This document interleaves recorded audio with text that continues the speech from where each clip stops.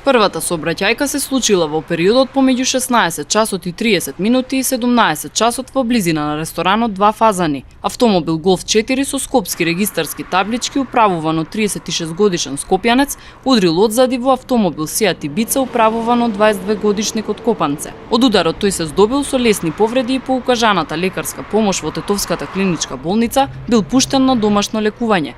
Голфот по судирот продолжил неконтролирано да се движи, ја пробил банкината покрај автопатот и завршил во нива, но за среќа возачот поминал без повреди. Втората несреќа се случила околу 17 часот и 30 минути во близина на Грубчин, при што 24 годишниот возач загубил контрола на автомобилот Peugeot 206 што го управувал, излетал од патот и се превртел. Возачот и неговата сопатничка од Скопје се здобиле со лесни телесни повреди и по укажаната помош во Тетовската болница биле задржани за понатамошни наблюдувања на состојбата.